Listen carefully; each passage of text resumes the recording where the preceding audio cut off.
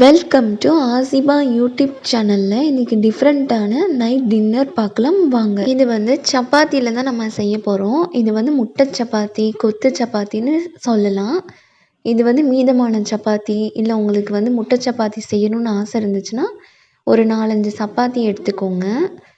பாருங்கள், நான் எடுத்துகிட்டு அதை ஒரு நீள வாக்கில் கட் பண்ணிக்கோங்க. உங்களுக்கு என்ன ஒரு ஷேப்பில் வேணுமோ நீங்கள் கட் பண்ணிக்கோங்க.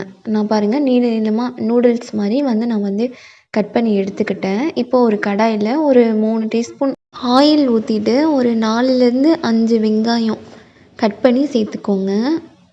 சேர்த்துட்டு நல்லா வதக்கிக்கோங்க. நல்லா வதங்கினதுக்கப்புறம் ஒரு தக்காளி, ஒரு பச்சை மிளகாய் நறுக்கி அதையும் சேர்த்து நல்லா வதக்கிக்கோங்க. நல்லா பொன்னிறமாக வதங்கணும். இப்போ உங்கள் தேவைக்கு ஏற்ப எத்தனை முட்டை வேணுமோ நீங்கள் சேர்த்துக்கோங்க. நான் ஒரு 4 முட்டை சேர்த்துக்கிறேன். பாருங்கள், மொத்தமாக 4 முட்டை தான் நான் சேர்த்துருக்கேன். உங்களுக்கு வேணும்னா கூட சேர்த்தாலும் சேர்த்துக்கலாம், கம்மியாக சேர்த்தாலும் சேர்த்துக்கலாம். சேர்த்து நல்லா கிளறணும். சட்டியில் ஒட்டாத அளவுக்கு, கடாயில் ஒட்டாத அளவுக்கு நல்லா பொடி மாஸ் மாதிரி நல்லா வதங்கணும். அதுக்கு கொஞ்சம் உப்பு கூட போட்டு நீங்கள் சேர்த்து வதக்கிக்கலாம். பாருங்கள், நல்லா வதங்கிருச்சு பார்த்தீங்களா? பொடி மாஸ் மாதிரி வந்துருச்சு. நான் அப்போ உப்பு போடலை. நீங்கள் தேவைன்னா போட்டுக்கலான்னு சொன்னேன். ஆனால் நான் இப்போ தான் கொஞ்சோண்டு உப்பு போட்டிருக்கேன். இதுக்கப்புறம் பெப்பர் மசாலா, பெப்பர் பொடி ஒரு 1/4 டீஸ்பூன் போட்டு நல்லா வதக்கி விட்டுக்கோங்க.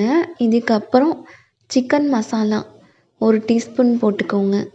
அப்புறம் மட்டன் மசாலா, அப்புறம் கரம் மசாலா 1/4 டீஸ்பூன் போட்டிருக்கேன். உங்களுக்கு உரப்புக்கு தக்கன நீங்கள் போட்டுக்கோங்க. எக்ஸ்ட்ரா இன்னும் என்ன மசாலா வேணுமோ அதையும் சேர்த்துக்கலாம். விருப்பப்பட்டால் சேர்த்துக்கலாம், இல்லைன்னா வேண்டாம். மசாலாஸ் போட்டு வதக்குனதுக்கப்புறம் 1 ஸ்பூன் சோயா சாஸ் ஊற்றி நல்லா வதக்கிக்கோங்க. காய்கறிகள் வதங்கினதுக்கப்புறம் நம்ம நறுக்கி வச்ச சப்பாத்தியை உள்ளே சேர்த்துக்கணும். சேர்த்து அதையும் அடிப்பிடிக்காமல் நல்லா கிளறிக்கோங்க. பாருங்கள், இப்போ நான் ஒன்றா எடுத்து போடுங்க. மொத்தமாக கொட்டாமல் ஒன்றா கொஞ்சம் கொஞ்சமாக சேர்த்துக்கோங்க. சேர்த்து நல்லா கிளறிட்டு இப்போ 1 ஸ்பூன் சோயா சாஸ் இல்லை டொமேட்டோ சாஸ் 2 வேணுனாலும் சேர்த்துக்கலாம். நான் 1 மட்டும் சேர்த்து நல்லா நான் கிளறிக்கிறேன். கடைகளில் செஞ்ச சிக்கன் குழம்பு, வீட்டில் செஞ்ச சிக்கன் குழம்பு, மட்டன் குழம்பு எது இருக்குதோ வீட்டில் அதில் 1 கப் குழம்பு சேர்த்து நல்லா வதக்கிக்கோங்க. இது சேர்க்குறனால ஒரு நல்ல டேஸ்ட்டாகவும் இருக்கும். முக்கியமாக கடையில் வாங்கின மாதிரியே இருக்கும். நல்லா கைவிடாமல் கிளறிட்டு சுட சுட இறக்கி பரிமாறினால் முட்டை சப்பாத்தி, கொத்து சப்பாத்தி ரெடி. இந்த வீடியோ உங்களுக்கு பிடிச்சிருந்தா லைக் பண்ணுங்கள், ஷேர் பண்ணுங்கள், கமெண்ட் பண்ணுங்கள். மறக்காமல் சப்ஸ்கிரைப் பண்ணி ஆளுங்கிற பெல்லை கிளிக் பண்ணுங்கள்.